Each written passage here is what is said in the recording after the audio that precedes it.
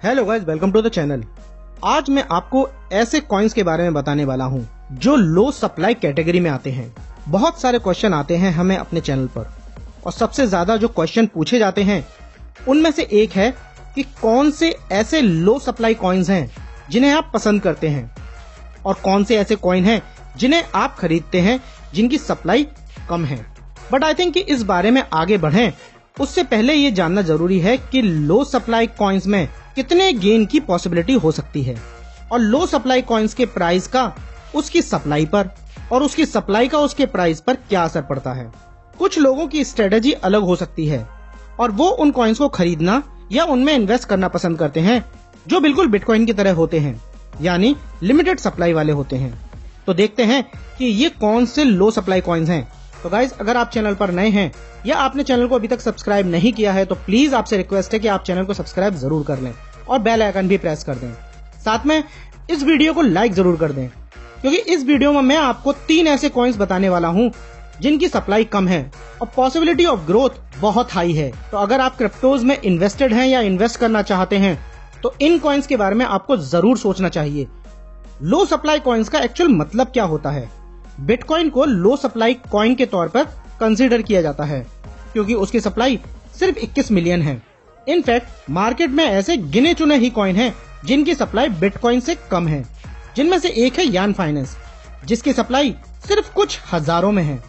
पर गाइज, इस वीडियो में हम यान फाइनेंस की बात नहीं कर रहे हैं।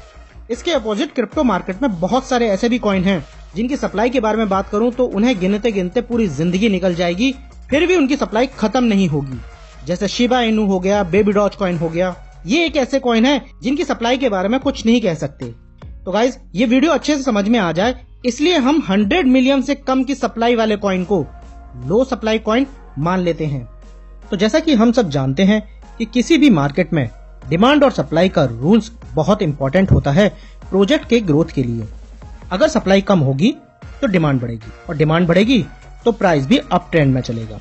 तो ज्यादा देर न करते हुए स्टार्ट करते हैं अपने पहले लो सप्लाई प्रोजेक्ट से, जिसका मैं पर्सनली बहुत बड़ा फैन हूँ और वो है क्वांट यानी QNT।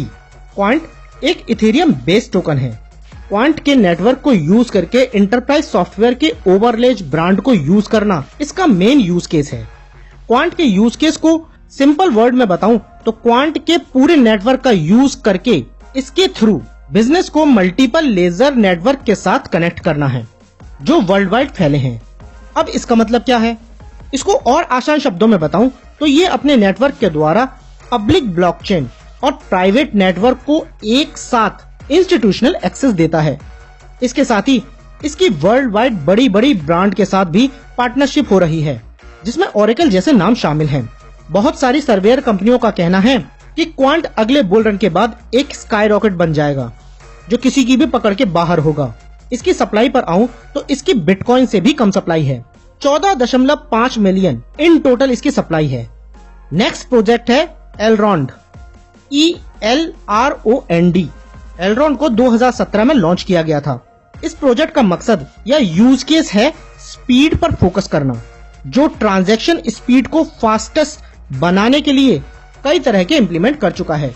इसके लिए स्मार्ट कॉन्ट्रैक्ट्स को मूव करते हैं अपने नेटवर्क पर, जिस कारण इसकी स्पीड 15,000 ट्रांजैक्शन पर सेकंड तक बूस्ट हो जाती है और वो भी बिल्कुल लो फीस पर। एलरॉन्ड के पीछे के बैकर्स की बात करूं तो उन्हें किसी भी पहचान की जरूरत नहीं है। Binance lab, neo global capital और इलेक्ट्रॉनिक कैपिटल जैसे बड़े नाम एलरॉन्ड को बैकअप करते हैं और ये लिस्ट बहुत लंबी है।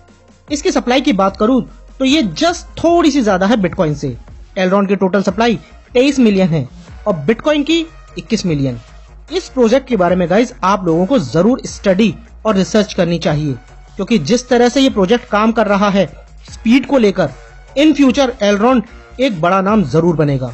तो मेक श्योर करें कि इस प्रोजेक्ट पर नजर जरूर रखें। हमारा तीसरा और last but not the least token है जो आपको अपने रडार पर रखना चाहिए और वो है एनर्जी वेव टोकन यानी EWT। गाइज, इस प्रोजेक्ट में जरूर कुछ बड़ा होने वाला है जो वर्ल्ड ग्रीन एनर्जी से संबंधित है।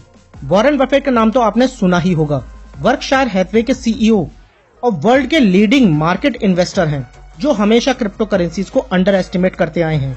बट इस प्रोजेक्ट से जुड़े एक इंटरनल कनेक्शंस के द्वारा कहा गया है कि वॉरेन बफे भी इस प्रोजेक्ट में इंटरेस्ट दिखा रहे हैं। बहुत सारे इंटरनेशनल यूट्यूबर्स हैं जो पहले भी इस बारे में, इस टोकन के बारे में लोगों को बता चुके हैं। हम इस पर ज्यादा डिटेल में नहीं जाएंगे, हम सिर्फ अपनी लिस्ट के तीसरे टोकन पर ही फोकस करेंगे। ये एक ऐसा प्रोजेक्ट है जो एनर्जी सेक्टर की कम्युनिटी के लिए काम कर रहा है और इसके लिए ये यूजर को फिजिकल ग्रिड एक्सपेक्ट को एक्सेस प्रोवाइड करता है, जिसमें सोलर पैनल, थर्मोस्टैटिक्स, इलेक्ट्रिक व्हीकल और दूसरी चीजें आती हैं जो इलेक्ट्रिक कंपोनेंट होते हैं।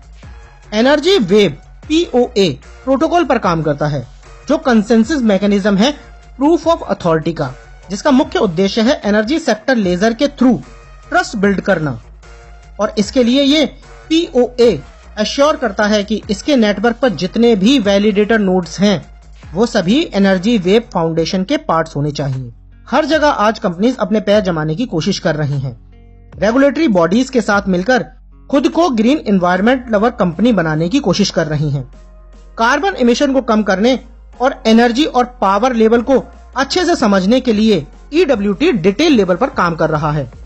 इसकी टोटल सप्लाई की बात करूं तो इसकी सप्लाई 46.8 मिलियन टोकन है। तो गाइज ये थे टॉप 3 लो सप्लाई कॉइन्स।